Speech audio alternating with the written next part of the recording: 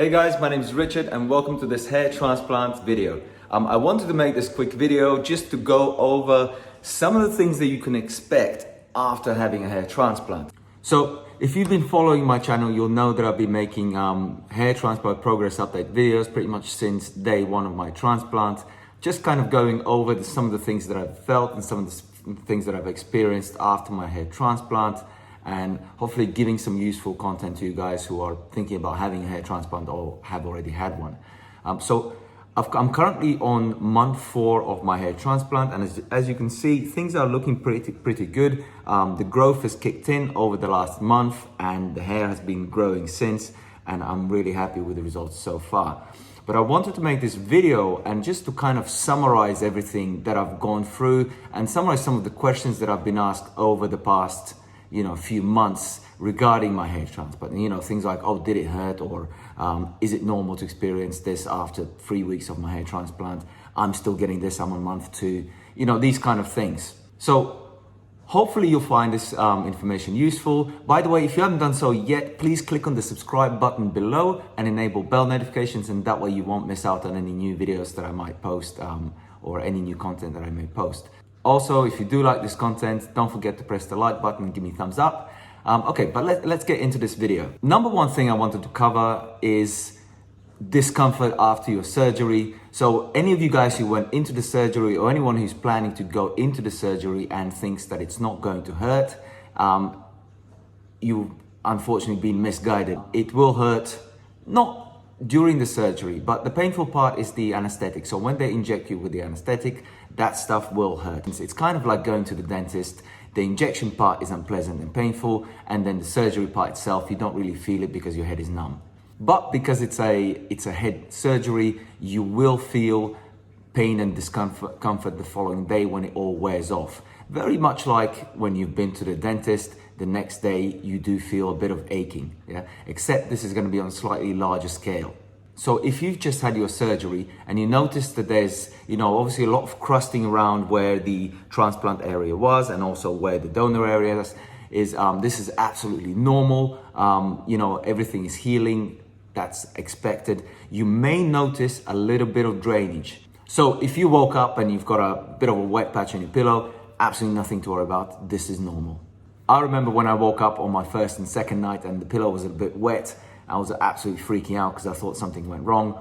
But then, of course, I spoke to my doctor and he said nothing to worry about. So just to reassure, there is nothing to worry about. Another thing that I've been asked about is sleeping after your hair transplant. People are worried that, their head might be touching the pillow and they might damage some of the transplanted area during sleep. How do you make sure that you don't turn side to side when you're sleeping? The answer is you will use one of these airplane type pillows, put it around your neck, and when you sleep on your back, you won't really be turning. You can also set up pillows in a ramp sort of position so that you are sort of more in an upright position when you sleep, and then that again will prevent your head from dipping down and prevent swelling appearing and all these kind of things. Also, it's normal to find it difficult to sleep for the first few nights because obviously you have to sleep on your back. Personally, for me, I was very anxious during the first few nights because I was too worried about, what if I do this? What if, the transplant failed? All these kind of things together with, the pain from the surgery and all there's a lot of new sensations, all this crusting on your head, stuff coming out the back. It's normal to be a bit anxious and have difficulty sleeping. I think first couple of nights I didn't really sleep much at all, purely because I was, excited and anxious and all these, everything at once. So don't worry if you're struggling to sleep. This is again normal because you have to do things differently than your body is used to.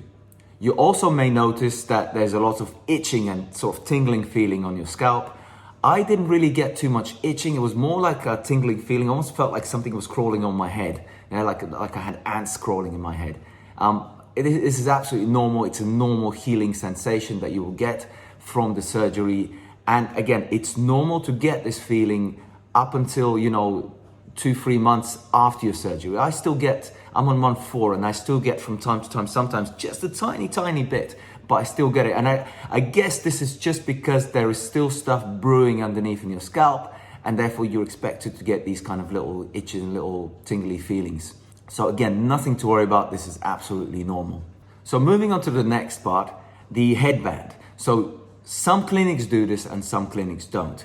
My clinic gave me a elastic headband to put around my forehead after the surgery. This was on day 2 when I came back. On day 1 when I came back to get checked out and get all the advices and everything from the doctor. They gave me this headband to put around my forehead, and it went all the way around my forehead to my back, a little black headband.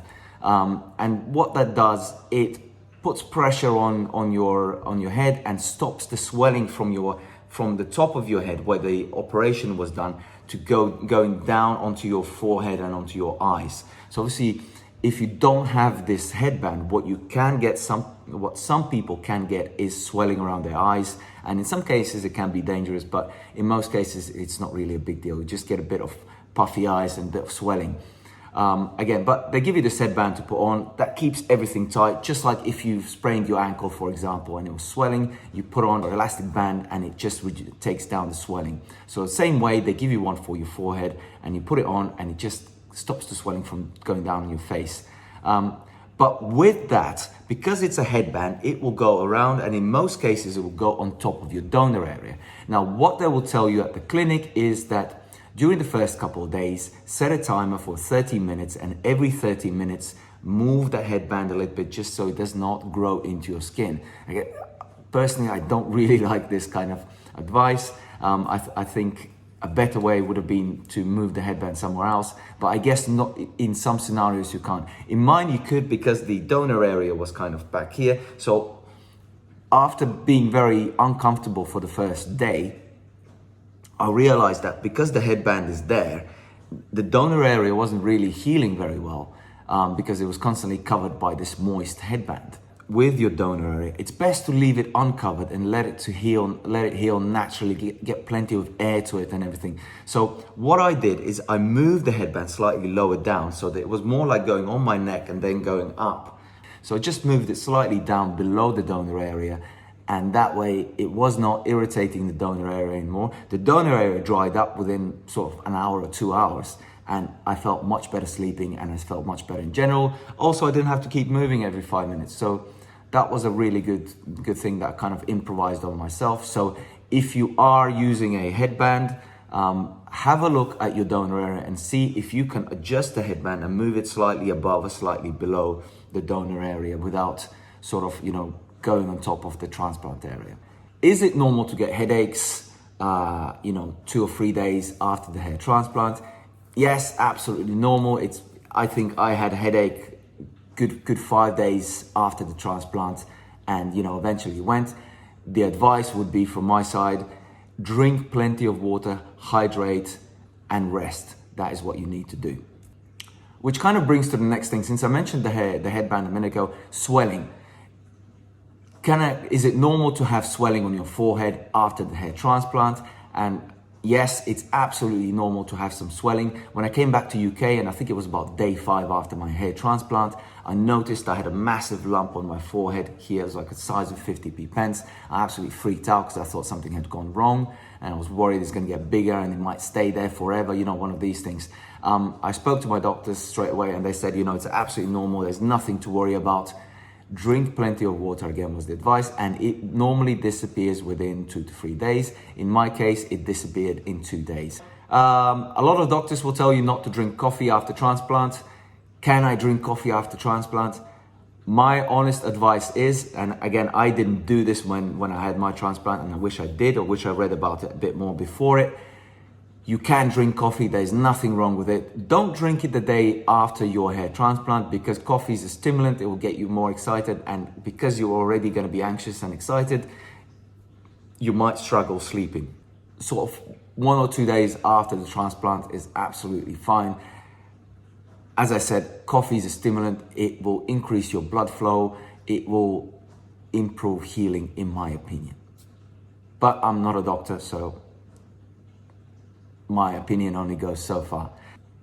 When can I go back to work after my hair transplant? If you have to go to an office, or you're working outside, or any of these kind of jobs, you should have a minimum of 3 days rest. Book some time off. I would advise personally, book 7 days off. Don't go back to work, or even 10 days off. Yeah. The ideal scenario, if you can, and I know not everyone can, would be day 10. Yeah. After you washed out the scabs from your hair, day 10, go back to work. And also day 10 is when everything is healed, or your grafts have grown in, and everything is in a much better state and you will look much better. But because we're not all in the same situation, some people might not be able to have 10 days off from their work or work from home. Sort of 3 to 5 days after surgery, you're good to go back to work. Yeah, if you absolutely have to. If you don't, stay as long as you can. Take 2 weeks off, take 10 days off minimum. Yeah, that would be the ideal scenario. Okay, which brings us to the next thing. Washing your hair. How should I wash my hair after the hair transplant? What I mean is, how do you wash your hair on day 10 when you have your first full hair wash? So in my clinic, I was advised that on day 10, I should wash out the scabs from my hair, and I can have a first full hair wash when I can massage my scalp and get all this, crusted up scab that's built up, get it all out of my hair. So I was a bit anxious and a bit worried when I did it for the first time, because I thought, what if I, pull out my hair? What if the grafts come out that, been implanted? What if I ruin my hair transplant? On day 10, everything is grown in and you've got nothing to worry about. So what you should do on day 10, follow the same procedures you did before, where you put some foam and you put some bubbles on your hair, just dab it on and let it soak in for good sort of 10 minutes. Once it's all soaked in, and soften up the scab, wash your hair like you would normally. Use a lot of the shampoo that you've got from your clinic, or hair loss shampoo, whatever shampoo you're using. Use a lot of the shampoo and just really massage it into your head. Don't worry, you don't have to be too gentle. Yeah, nothing's gonna, don't massage it until you bleed, but you can have quite a firm massage on your scalp and all the scab should come out. Yeah, so massage, just keep massaging it and rinsing it out, massaging and rinsing it out. Once you've rinsed out, put some more shampoo on your hands and just keep repeating the process until all the scab is out. If you notice that, it's been sort of 15 minutes and, you still have some scabs left inside, you don't have to wash it all out in one go. You can leave it for the next time, leave it for the next morning, go to bed, wake up next morning and wash out whatever's left. But in my case, I think I went a bit overboard. I did about 20 minutes of massaging, but I did get everything out, because once it starts coming out, it's kind of like, it's nice in a way, because you're getting rid of all this scab that was in the way for such a long time, and it all just washes out nicely. Now, you may notice some hairs falling out. Is it normal for hair to come out during your first wash? Answer is absolutely yes. There's nothing wrong if some of the transplanted or some of your natural hair falls during your first wash. It's absolutely normal. That does not mean you've ruined your hair transplant. The grafts themselves are not going to come out, because by day 10 they will be fully grown in. Is it normal to have redness on your transplant area after you've washed out all your scab? Absolutely yes. Transplant area and donor area will be red for the first month or so. Some people may notice a bit of redness a couple of months after. I think for myself personally, the redness was pretty much all gone after first month. Although, when I had a haircut around the back, the donor area, I did notice a bit of redness around month 2 was still there. And also sometimes, especially after sports and stuff, I do still get a bit of redness on top here, on the transplant area. So redness, absolutely fine. Eventually it will all go. Can you cut your hair after your hair transplant? In my opinion, absolutely. There's nothing wrong with cutting your hair. Don't cut it straight away, right? What you want to do is leave it for a minimum of 2 weeks, or the 10 days when you have your first hair wash.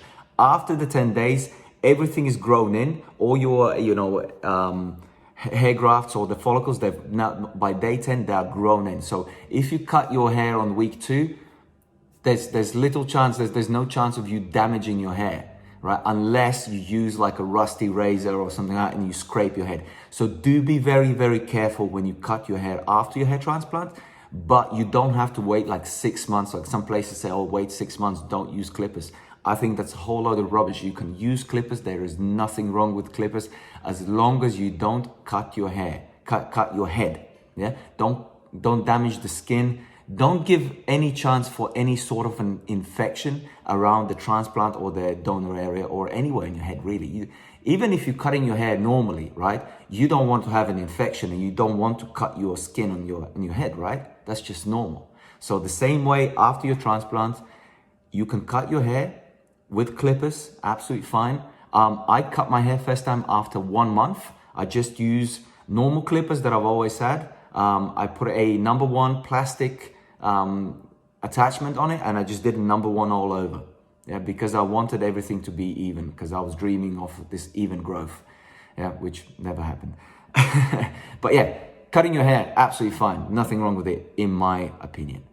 But before you get to cut your hair, you're gonna have to have some hair. So is it normal for your hair to shed, and not just the transplanted hair, but also the natural hair? Is it normal for it to shed after your hair transplant? Answer is yes. You will get some shock loss in your hair, which is shock to your scalp after the surgery, where some of the hair may fall out, but it will grow back. For me, it was around day 19. I noticed when I brushed my hand through my hair like this, it was full of little hairs, just loads and loads, just like after having a haircut. Yeah, and that continues for sort of 4 to 5 days, maybe 7, maybe a week. And eventually there was nothing to come out anymore, and I was pretty much completely bald on the transplanted area with little weird hairs sticking out, looking very patchy and horrible. Yeah, that's normal process. Not for everyone. I've seen some videos, I've seen some people showing that, you know, on month 1, they've got more hair than I've got on month 4, and they experience no shedding whatsoever. We're all built differently. We're all gonna react differently to these kind of procedures. But in most cases, from what I've seen, around the 2-3 week period, you're gonna start seeing shedding, and it is not abnormal for all of the hair to shed. Yeah, all of mine at the top here, all of it went, and I looked like some, you know, like an old man with a big bald patch at the top. And, you know, even worse than that, I had little clumps of natural hair remaining. So this is normal, bear with it. It will look ugly for a while, but it will recover eventually. So once it all starts to shed, you will also notice spots and pimples. Is it normal to get spots and pimples, and a lot of them, like almost like a rash on your head? Answer is, again, absolutely. You will get spots and pimples on your head during and around the time when you shed and you start to grow new hairs. You might get some ingrown hairs on your head. Again, it's not very nice, but you may do, and it's painful and unpleasant. The advice is don't pop them with your fingers. Don't touch them if you can. They will disappear on their own. If you really must, you can pop it with a sterile needle and just squeeze the pus out. But I would just advise, just leave it alone and don't touch it, because you don't want to cause, again, any infection or anything like that. So spots and pimples, absolutely normal. Next, another thing you may get, is it normal to get dry skin and sort of almost flaky, like dandruff kind of thing on your head? Again, the answer is yes. You may get this kind of thing after your hair transplant, sort of around the 1 month period. You might get all this like dry and scabby dandruff type of dry skin on your head. The advice is don't peel it. It's absolutely normal. It will disappear on its own within sort of 2 to 3 weeks. So just leave it alone. What you don't want to do, you don't want to get in a habit of peeling it and cause some damage to your skin. When can I start exercise? I waited a full month before I did any exercise whatsoever. I was so religious to staying to the strict steps that my doctor gave that I did not think to question it. But actually, if you think about it, 2 weeks after your transplant is absolutely fine to start exercising. You don't have to wait a month. I think the advice would be don't do excessive sweating and excessive exercise. So don't go like to the gym and start, you know, trying to beat your personal bests and bench press like, you know, 150 or 200 kilos, or deadlift 300, where you're putting a lot of pressure on your head. You don't want to do that. You know, don't pop a vein on your first day back to the gym. But it's absolutely fine to start some moderate exercise sort of around two week time after you have transplant. Again, as I said, 10 days after your transplant, everything is healed. So why not start exercising? Around sort of 4 weeks to a month, you can go back to your normal routine, whatever, you know, normal exercise routine you have. You can go back to it. There's nothing wrong with it. And that kind of brings back to another thing, is when can I start drinking alcohol? So it's one of those, shady areas where in general, alcohol is not very healthy for us anyway, because it makes us tired, right? So it makes us dehydrated, it makes us tired. So we didn't drink any alcohol 2 weeks, or the advice at least was don't drink alcohol 2 weeks before your transplant, and 4 weeks after your transplant. So for the first month, don't drink alcohol after your transplant. I didn't drink alcohol about 2 months after my transplant. So I had my first drink in middle of December. I had my transplant sort of end of October. So I took it a little bit longer purely because I hadn't drank any alcohol for a month, and I was already in a state where I didn't really crave it. I was okay with going out and not drinking. So I thought I might as well push it a little bit longer and give my body a bit of detox while my hair is recovering. But there's nothing wrong with, moderate drinking sort of a month after your hair transplant. Again, a bit of red wine's not very bad for you. As long as you don't, have a bottle of vodka and get completely wasted, I would say there's nothing wrong with drinking even earlier than 4 weeks after your transplant. As I said, in moderation, everything's really good for you, just as long as you don't overdo it. And the same with sports. If you don't overdo it, it's fine, it's good for you. So another thing is, can I wear a hat or a helmet after my hair transplant? Yes, absolutely. I see nothing wrong with wearing hats. Follow the doctor's instructions, and I would try to avoid wearing hats for the first 2 weeks at least, or 10 days at least, while it's all healing and growing in. But after 10 days, there's absolutely nothing wrong with wearing hats. Your hair does not need oxygen from the outside. Your hair will get oxygen from your bloodstream. So wearing a hat is absolutely fine. Same with helmets. Wearing helmets is fine. I found, because I do kendo, so kendo is like Japanese fencing. So we wear this full-on helmet, and we receive a lot of hits on the head, like directly on the top here. So I was really worried about that after my hair transplant, but I went back into training in January, which was sort of, good 2 months after my transplant. And to be honest, there was nothing wrong. I just put a little bit of extra padding and just made sure that when I was receiving hits, there was, it didn't feel painful. And yeah, it's been absolutely fine. So I don't see any problem with wearing helmets. Again, for the same reason as wearing hats, your hair follicles, they receive their oxygen and nutrients from your bloodstream, so they don't really need to be uncovered 24/7. So if you are wearing a helmet and you get a bump on your head, nothing's gonna go wrong with that. So that brings to another thing. I'm on month 1 and I have no hair and nothing's growing back, or I'm on month 2 and I still see no growth. So this is absolutely normal.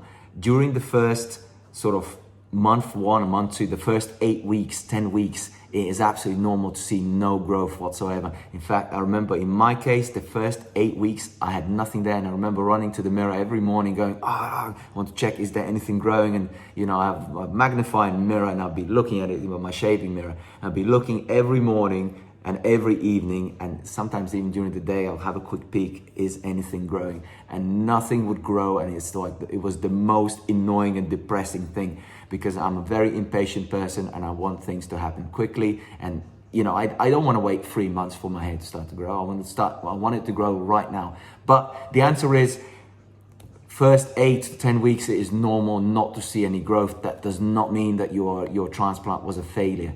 It is absolutely normal. It is month 3 when the growth starts. And believe me, from experience, I'm telling you, month 3, it was like by the clock. Sort of week 11, week 12, it just suddenly started to grow, and every day would grow more and more and more and more. So, nothing else I can say, it will come. Yeah, just be patient, the growth will come. Which kind of brings to the next thing. Do I have to take finasteride and minoxidil and all these other medicines and special anti-hair loss sprays to make sure that my hair transplant is successful? So the answer to that is no, absolutely not. You do not have to take finasteride, you do not have to take minoxidil. You will see a lot of videos online where people are promoting these products, but I think a lot of people who are promoting these products are promoting them because they're selling them through their channel. So, I mean, good on them. I'm not looking down on anyone who's making business through YouTube. I think that's a very good channel of marketing, so keep doing what you're doing. But my honest opinion is you don't have to take any of these medicines because I believe they're not very good for you. Yeah. If we look at finasteride, it's got some horrific side effects. You know, is growing hair worth risking, you know, going limp or, you know, growing lumps on your chest? No, I'd rather, you know, have no lumps and, you know, stay sexually healthy than have faster, you know, hair transplant recovery. Or if we look at minoxidil, for example, yes, it will stimulate, you know, blood circulation in your scalp, and it will promote hair growth. But if you already had a hair transplant, you don't need that, because your body will naturally send more blood to your scalp because you've got healthy hair follicles there. The reason why you might have less circulation in your scalp before is because you were naturally, you know, genetically losing hair. There's less follicles, or the hair that was on top of your head, or whatever area where you're losing hair, the hair was thinner, therefore less blood was sent to that area, and it will thin out more and more and more until it's all gone. Now that you've had a hair transplant, you've got these healthy follicles, healthy hair grafts inside, you know, your scalp. So your body is naturally sending more blood to feed them, right? This is normal. So why would you need to use minoxidil? If you do end up using minoxidil, yes, you might boost the blood flow, and you might increase the speed of recovery. But the problem is, once you stop using minoxidil, your scalp will experience a bit of shock, because suddenly there'll be less blood going to that area, and the hair will start falling and shedding. So minoxidil is one of these products, at least from what I've seen, where it's a lifetime product.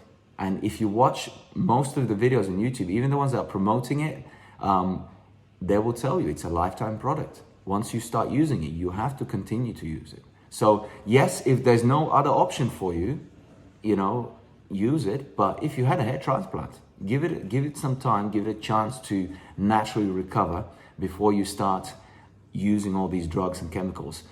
There's no need for them, as far as I understand. I've spoken to my doctor about it, and he said, Richard, you don't need to do it.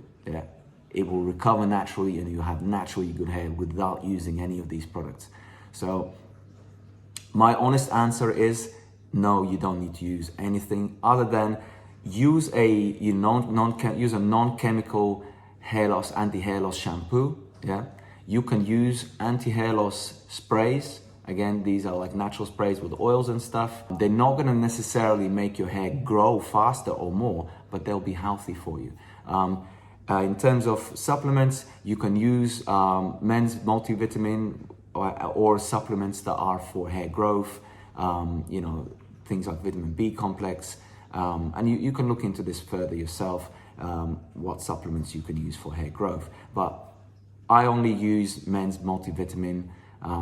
It's got most of the things in there that I need to help with hair growth, or, you know, if I've got vitamin deficiency, for example, if I've got a vitamin B deficiency, it's got the vitamin B in there to boost it, to supplement my natural vitamin B and help me with hair growth. Is it normal to have patchy growth on, you know, is it normal to have less growth on your donor area and less growth on your transplanted area than on your, you know, where you have natural hair loss, natural hair left? Answer is absolutely yes. You will experience a lot of patchy growth after your hair transplant, where one area will be thicker and longer, and one area will be very thin and short, and that will continue going for several months. And I'm still, you know, I'm, as I said, on month 4, and I'm still got some patchiness around my hair. It's not so noticeable anymore because there's a lot more growth and it covers itself up. But in general, yes, I still have less growth on the donor area around the back here than I do, for example, here in these areas that were not touched by the surgery. And I have less growth on the transplant area than, again, I have here or on the donor area.